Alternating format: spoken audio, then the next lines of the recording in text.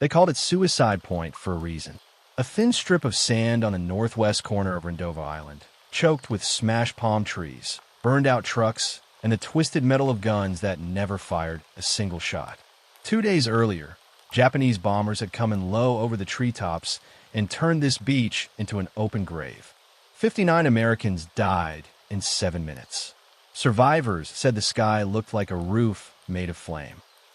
And now, on the morning of July 4th, 1943, 16 more bombers were coming. Private First Class Evan Evans, 22 years old, soaked with sweat, hands trembling around the grips of a 90mm anti-aircraft gun, watched the radar shack beside him buzz to life. A green cathode ray tube flickered, barely visible in the dim light.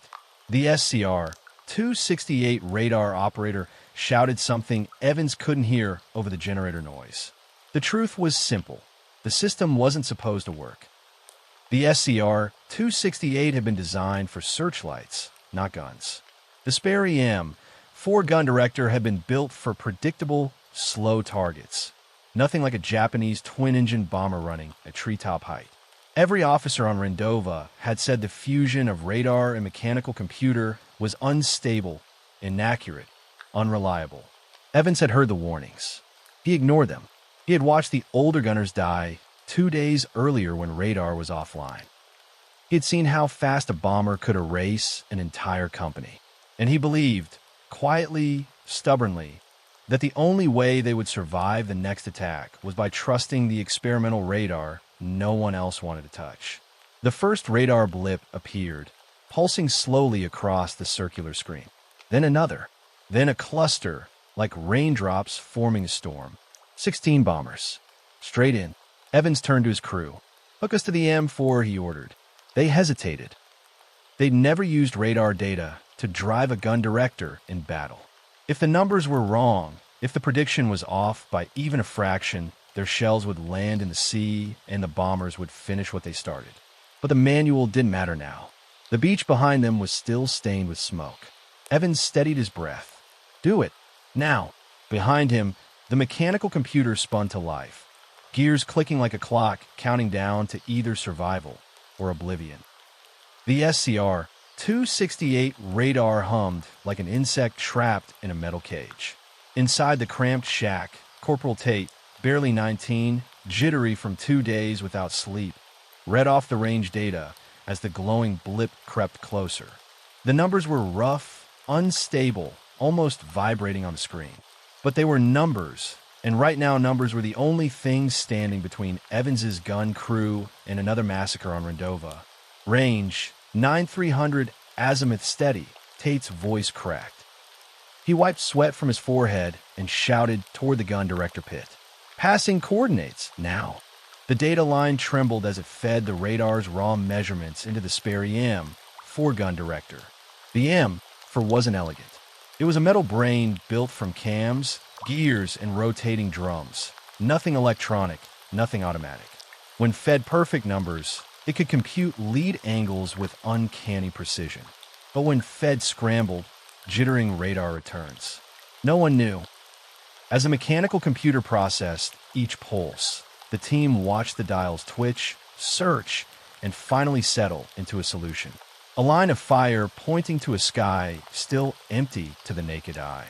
Evans heard the bearings shouted from the pit. Solution locked, elevation set, director synced. He leaned into the shoulder brace of the 90mm gun. The barrel shifted, guided not by human instinct but by the untested marriage of radar and machinery. For the first time in Pacific warfare, a Marine gun crew was aiming at an enemy they could not yet see. To the veterans nearby, the ones who had survived Suicide Point, this felt like madness. You didn't fire at ghosts. You waited for the bombers to appear, then relied on trained instinct, visual tracking, and sheer hope. But instinct had failed them 2 days earlier. Instinct had gotten men killed. Evans scanned the horizon. Still nothing. Only the distant murmur of an engine. Then another. A low vibration through the sand. The bombers were coming. They were flying fast, low, and confident, exactly as they had on July 2nd when they tore the beach apart. Evans gripped the firing lanyard. Behind him, the radar operator yelled, "They're right on the line. 30 seconds." Evans didn't wait. He looked at his crew, all eyes on him. "On my mark," he said. 1, 2, 3. A heartbeat of silence. Fire. The 90mm gun cracked like thunder, launching a shell into a sky where no bomber had yet appeared to human eyes, but where the radar swore they would be. If the radar was wrong, they'd be dead in minutes. If it was right, they were about to rewrite the rules of anti-aircraft warfare. The first 90mm shell arced upward, invisible against the clouds. For 2 long seconds, nothing happened. No explosion, no aircraft, no sound but the fading crack of the gun. Some of the older gunners started to mutter. They thought Evans had just fired blind, wasted precious ammunition, proven everyone right about the futility of radar-directed fire. Then the sky erupted. A fireball burst open above the treetops, just where the M-4 director had predicted. Flaming debris sheared off and spiraled into the jungle, followed by a thin trail of smoke.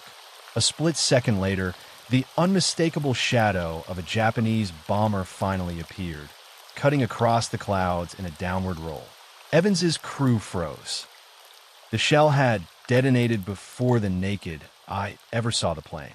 "Direct hit," someone screamed. But there was no time to celebrate. The radar operator's voice blasted from the shack. 15 more inbound. Same altitude, same heading. Evans slammed his hand down on the loading tray. "Keep the line. Trust the radar." His gun crew scrambled, muscles burning as they fed another 90mm round into the breech. The M-4 director's gears whirred and clattered, adjusting angles faster than any human could have calculated. Each sweep of the mechanical computer updated lead, velocity, wind drift, and predicted bomber path, all from the shaky radar feed. A second solution locked. Fire. The next shell detonated in front of the second bomber, close enough to rattle the fuselage. The bomber jerked violently, veered off course, and slammed into the lagoon with a column of spray. By the third shot, Marines on the beach began to understand what they were witnessing. This wasn't luck. This wasn't guesswork. This was the world's first effective radar-directed anti-aircraft engagement in the Pacific. From the tree line, Captain Harlan, the battery commander who had spent days dismissing the system as academically interesting but tactically useless, stared in disbelief. Radar-directed fire wasn't supposed to work at low altitude. The tech was too primitive, the math too unstable. Every instructor in every stateside classroom had said so, but the sky didn't care about manuals. A third Japanese bomber burst into flames as the next 90mm round detonated with lethal precision. The remaining aircraft, now close enough to see the black puffs of flak erupting exactly in their path, broke formation. Panic rippled through the squadron. For years, Japanese pilots had called Rendova an easy target, a soft landing, a safe kill zone. Now, they had a different name for it, one they would whisper in cockpit radios for the rest of the Solomon Islands campaign. The death run. The surviving bombers clawed upward, desperate to escape the invisible net forming around them. What terrified them wasn't the volume of fire. Rendova had fewer guns than most Pacific outposts. It was the precision. Every burst of flak appeared exactly where a pilot intended to be 3 seconds later. It felt supernatural, like the Americans had suddenly learned to read their minds. Inside the makeshift fire control pit, the M-4 gun director rattled like it might shake apart. The mechanical heart of the system, cams, linkages, metal drums etched with firing tables, was never designed to receive data this fast. Radar pulses came every second, forcing the men turning the director wheels to fight the machine as it hunted for new solutions. Bearing shift, 2 degrees left. Elevation climbing. They're speeding up. Evans shouted each command to his gun crew without hesitation. For months, they trained to interpret visual cues, smoke trails, wing angles, sunlight reflections, and use instinct to predict the bomber's path. Now they had none of that. Their world had shrunk to what the radar told them, what the mechanical computer translated, and what the gun barrel obeyed. A fourth bomber dropped low, trying to hide behind the ridge. It was a veteran Japanese tactic, one that usually fooled American gunners. But radar didn't care about camouflage or terrain. Target locked. Corporal Tate yelled. Solution steady. Evans fired. A black burst opened directly in the bomber's escape path.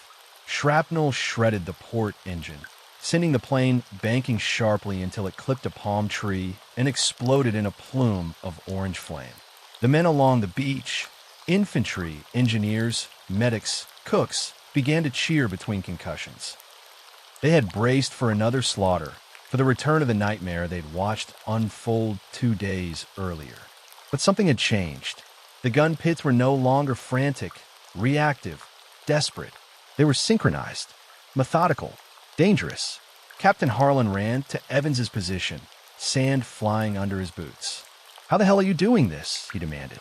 Evans didn't take his eyes off the sights. "We let the machine think," he said. "We just keep up." The fifth bomber dove straight at the beach in a suicide run. Evans knew instinctively that if this one broke through the flak screen, it could kill dozens. Radar gave the angle. The M-4 calculated the lead. Evans pulled the lanyard. The shell detonated so close to the bomber's nose that the cockpit canopy shattered. The plane disintegrated midair, raining fragments across the lagoon. The death run was living up to its name, but not the way Japanese pilots once meant it.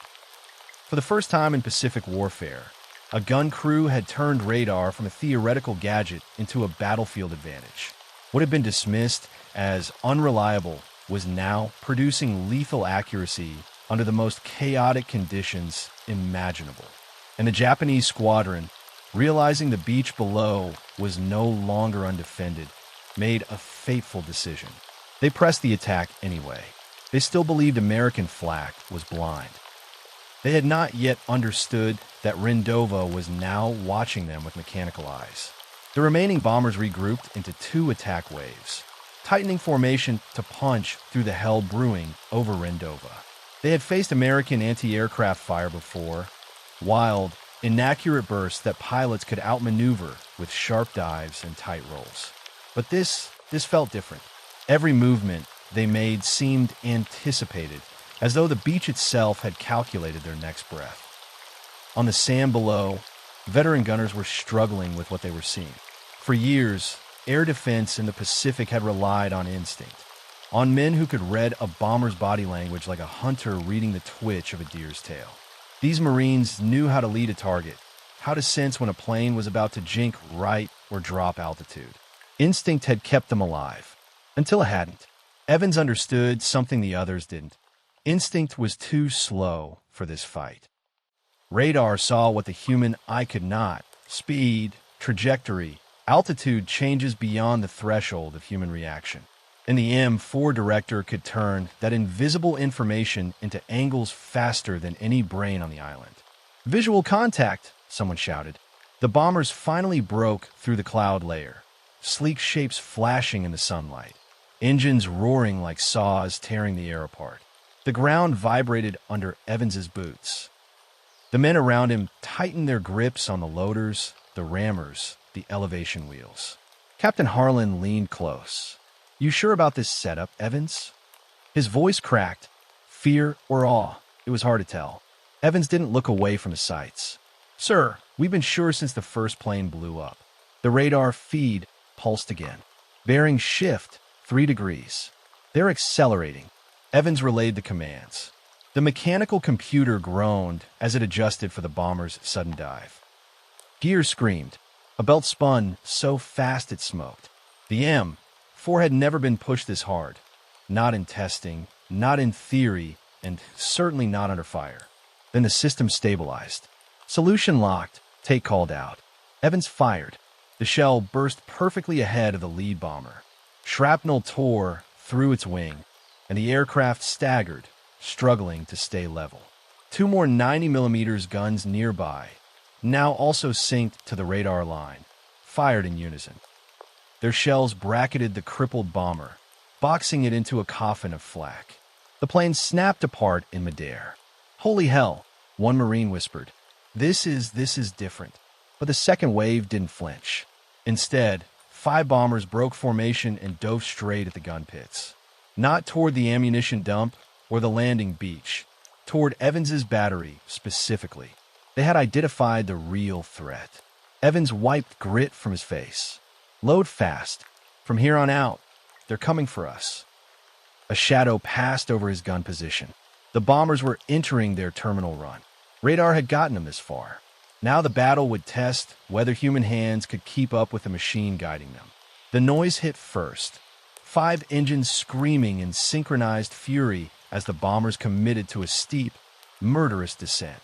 Their silhouettes grew larger by the second, dark shapes knifing through the sunlight. These weren't probing runs. These were kill shots aimed directly at Evans's gun pit.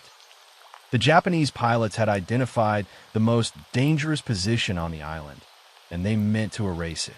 Evans steadied himself against the recoil brace. "Stay on the radar line," he shouted. But the radar shack was vibrating, its frame rattling under the compression wave of the approaching aircraft. Corporal Tate fought to keep the cathode ray tube readable, wiping condensation off the screen with the sleeve of his shirt. The blips were merging, their echoes overlapping. The radar wasn't designed for point-blank engagements. At this range, chaos ruled. "They're too close," someone screamed. "Switch to optical. Switch to optical." Evans didn't budge. "Negative. We stay with the machine." The M-4 gun director clattered violently as the bomber's radical dive forced new solutions at the limit of its speed. Its brass gears hammered against their housings, the whole device groaning like it might explode. But the numbers it produced, wild as they seemed, remained coherent, steady, predictive. The radar was still thinking. "Solution locked," Tate yelled, voice cracking. Evans didn't have time to look. He yanked the lanyard. A 90mm blast kicked dirt across the gun pit.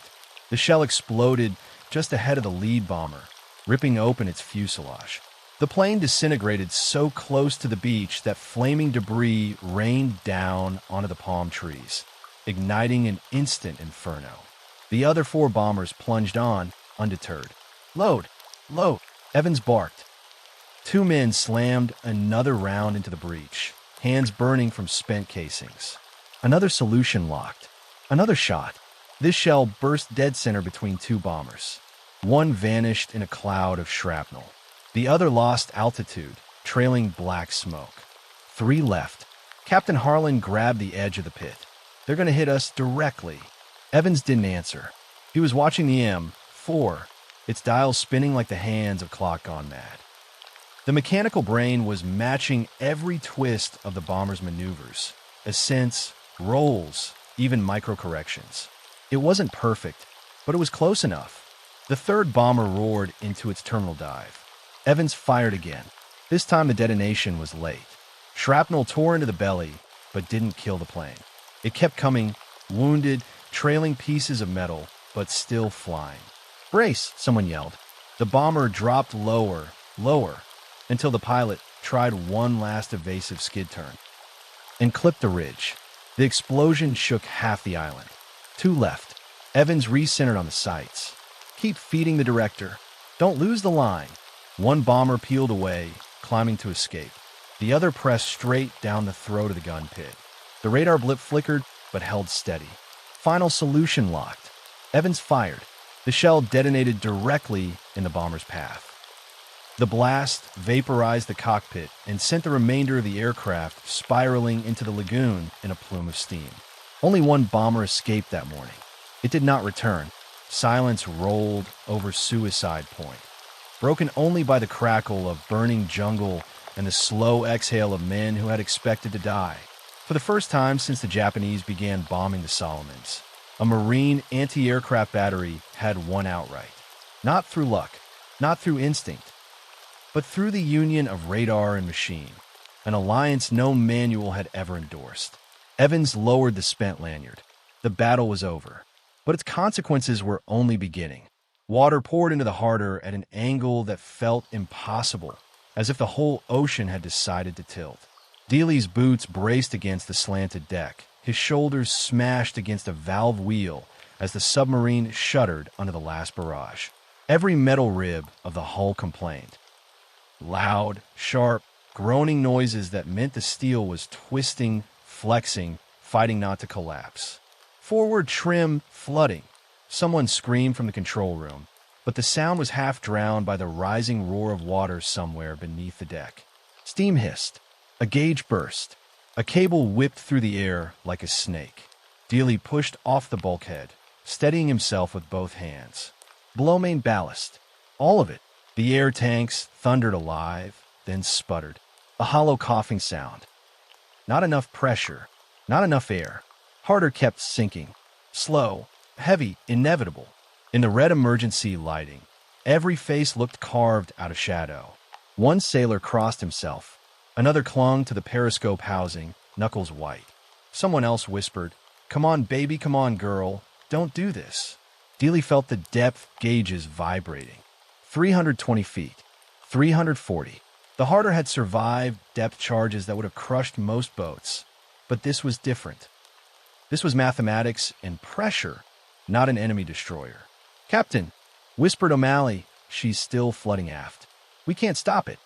Dealey closed his eyes for half a second, the briefest pause.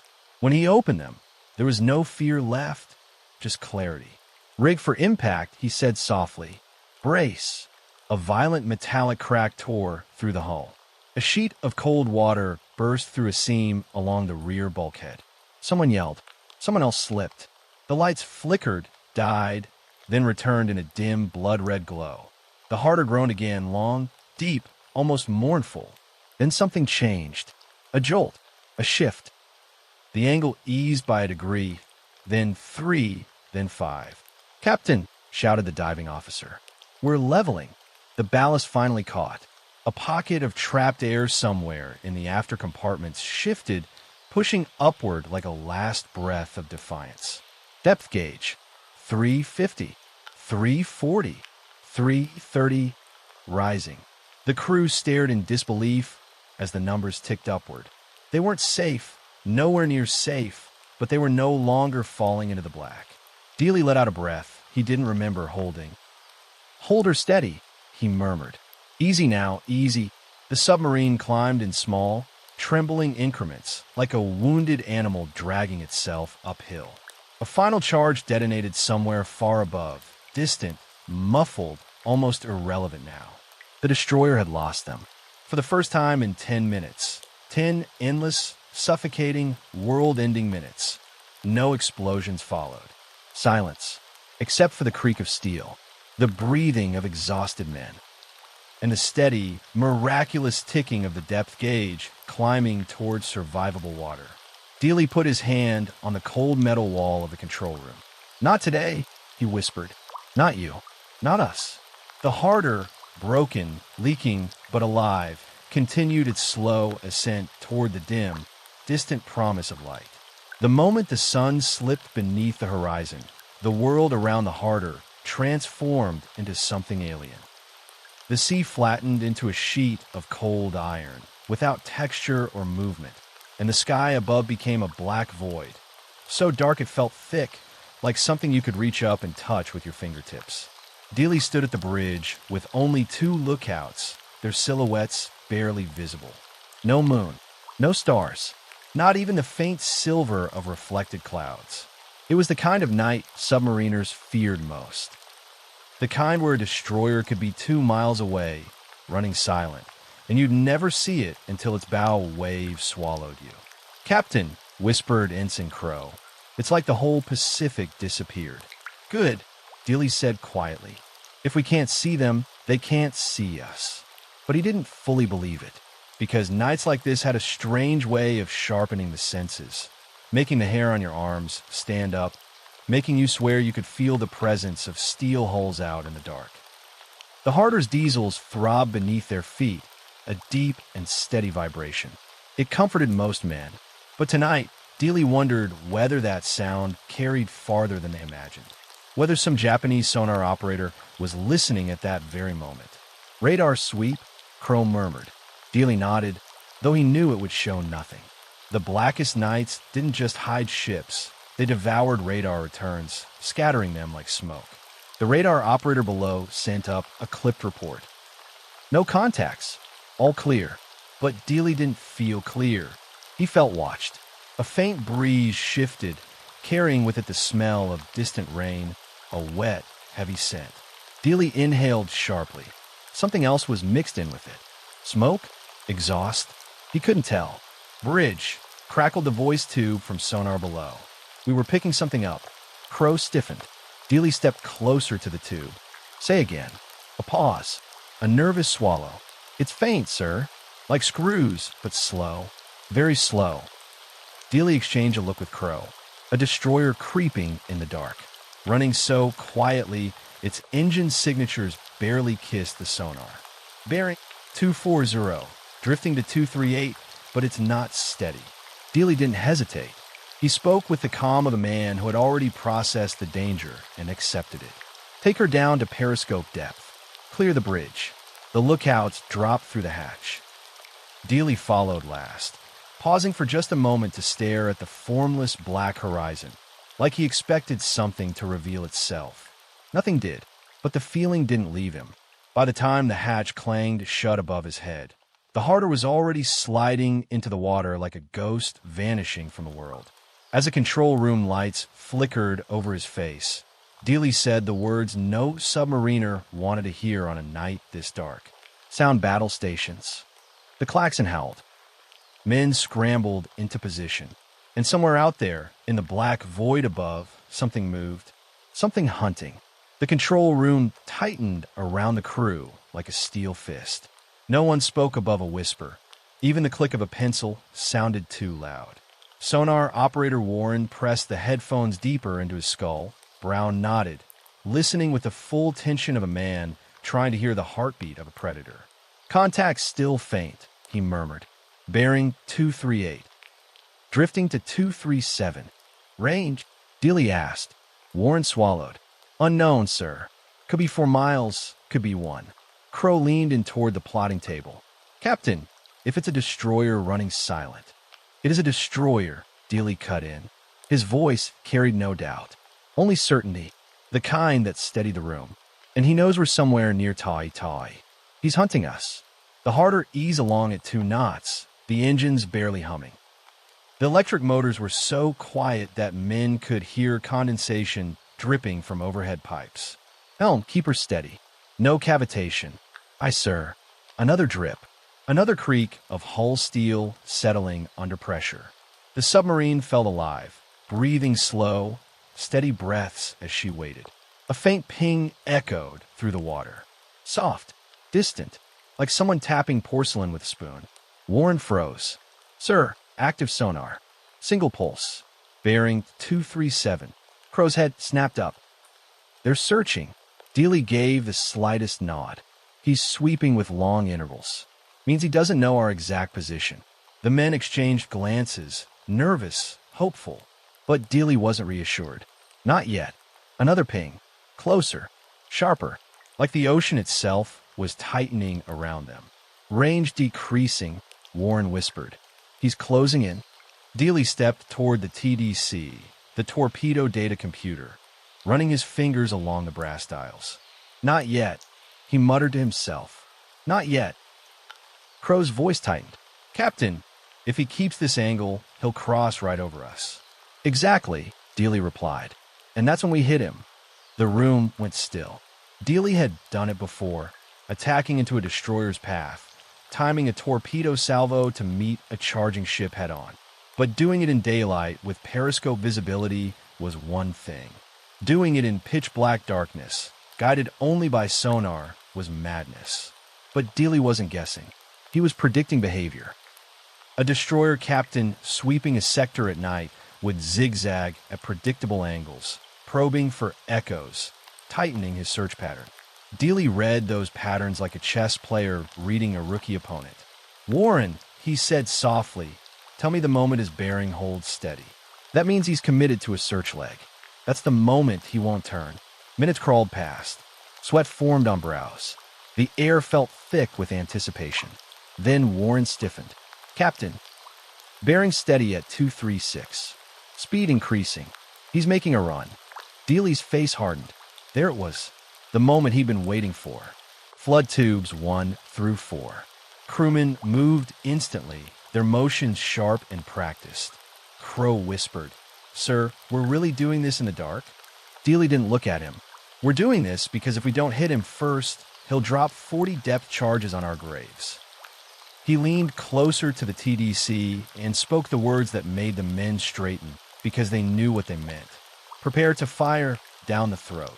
The Harder's control room felt like a pressure cooker. Every man stood rigid, eyes fixed on Dealey or the glowing dials of a TDC. The destroyer's screws throbbed louder through sonar. No longer faint, no longer drifting. Now they came on with purpose, with confidence. "He's closing fast," Warren said, voice thin. "Speed increasing, 15 knots. 18, maybe 20. Crow whispered, "He still doesn't know we're here, does he?" Dealey didn't answer. Not because he doubted, but because he was calculating. Every second, every bearing, every shift in the destroyer's rhythm. "Helm," he murmured, "take us up 2 feet. I want the periscope just under the surface." The submarine tilted ever so slightly. No one breathed. Sonar pinged again, this time sharp enough to vibrate the hull. "They're close enough to taste us," Warren breathed. Dealey waited, not for the destroyer to see them, but for the destroyer captain to think he had the sub pinned. That's when destroyers committed. That's when they locked into attack runs. And once committed, they stopped turning. "Captain," Crow said, glancing nervously at the fire control bearings, "if we misjudge this by even 3 seconds, we won't." Dealey cut in. A sudden, chilling metallic shriek echoed through sonar. Warren jolted. New sound, bow wave. That meant the destroyer was headed straight toward them, angled perfectly for a collision course. Dealey nodded. Tube 1 ready. Men braced themselves. The Harder stayed motionless, silent, hidden beneath an ocean of ink. Dealey watched the last numbers fall into place. A calm washed over him. Not certainty, just acceptance. This was the moment the textbooks claimed no sane commander would ever attempt. Stand by. The destroyer's engine roar filled sonar, a rising metallic hurricane. Fire 1. The torpedo left the tube with a muffled hiss, a gentle kick through the hull. No splash, no noise to betray them, just a deadly steel cylinder gliding into the abyss. Dealey didn't pause. Fire 2. Another hiss, another ripple of tension through the room. Crow whispered, "Do we dive?" Dealey shook his head. "No, we hold position, because if they dove, the destroyer captain would recognize the movement, hear the ballast tanks, and turn to avoid the incoming torpedoes. They needed him to think his target was still rooted in place, still helpless, still prey." Warren jolted upright, eyes wide. "Sir, destroyer has increased to full speed. 25 knots. Crow gasped. "He's charging straight at us. He's going to ram." Dealey stared at the bulkhead as if he could see through it, watching the invisible approach of an enemy ship slicing across the black ocean above them. "Time to impact?" he asked quietly. 20 seconds, Warren whispered. "Time to torpedo intercept?" Crow asked. Dealey answered for him, voice low and steady. "Less than 20. A torpedo fired down the throat didn't need to travel far. Its target came straight toward it. Meaning the difference between life and death came down to seconds, maybe even fractions. The crew braced for either an explosion or the end of the Harder itself. Then, a deep, muted boom rolled through the sea. A wave of pressure thumped the hull hard enough to rattle gauges. Warren yelled, "Hit! Direct hit! He's breaking up!" Cheers erupted, then died instantly as another realization hit the room. That was only the first destroyer, Crow said, voice hollow. Dealey turned towards sonar, eyes sharp. "Warren, find me the next one." The initial roar of celebration barely faded before the sonar operator's voice cut through the tension like a knife. "Captain, more screws. Bearing 250, 380, multiple targets." Dealey's jaw tightened. The Harder had just taken out one destroyer head-on, a feat many in the Pacific deemed impossible. But the ocean around them was far from empty. Another 3, maybe 4 were converging. They were faster than the first, more alert, and likely anticipating a trap. Crow's hand hovered over the periscope release. "Sir, if they see the last one go down, they'll know." "They won't see anything," Dealey interrupted. "All they know is one of their brothers went missing. They don't know it was us." The room grew tense. Every man braced. The hum of the electric motors was deafening in its silence, a constant reminder of the fragile steel cocoon surrounding them. "Range?" Dealey asked. 2,000 yards, closing at 22 knots, Warren replied, sweat dripping from his forehead. "And they're zigzagging." "Good," Dealey muttered. "That means they're predictable. They always zigzag at intervals of 30 seconds. That's when we fire." The next minutes stretched like hours. Each destroyer's bow cut through the dark water in measured sweeps, scanning for signs of the harder. Each pass brought them closer to the edge of their own confidence, and into Dealey's lethal line of sight. 2, 3, ready. Dealey's voice was calm, almost detached. Crow swallowed hard. "Sir, if we miss, they'll drop 50 depth charges on us in a heartbeat. That's why we don't miss." The first torpedo left the tube with a ghostly hiss, cutting through the water like a silver arrow aimed straight down the throat of a charging destroyer. Seconds later, sonar picked up the impact, a muffled, metallic crunch followed by the groan of hull metal failing. "Hit confirmed," Warren shouted, fists pumping. But the celebration was cut short. The other destroyers immediately reacted, sweeping aggressively, engines screaming, depth charges plummeting in the water around them. The ocean erupted with detonations, shock waves vibrating through the harder steel frame. Dealey's mind raced. Every movement, every calculation had to be perfect. One misstep, one wrong angle, and the submarine would be shredded. "Steady.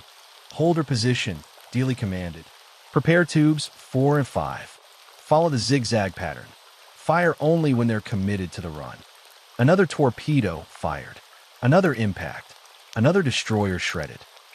The survivors screamed over the waves, unaware their prey was already inside the water, watching, calculating, and waiting for the next move. For the first time, the hunters were truly the hunted. Every second of darkness was now a test of nerve, of timing, of trust in steel and instinct.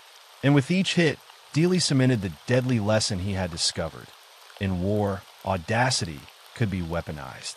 By dawn, the harder had survived the impossible and changed naval warfare forever. The sun rose over Rendova Island, painting the beach in muted gold, but the morning light brought no relief to the exhausted Marines. Smoke curled lazily from smoldering treetops, twisted metal, and charred wreckage where Japanese bombers had fallen. For the men of the 9th Defense Battalion, the beach they once called Suicide Point now felt different, like a place that had been fought over and claimed, not by geography, but by courage and innovation. Private First Class Evan Evans slumped against the 90mm gun, his hands blackened with powder and grease. Every muscle screamed from hours of relentless firing.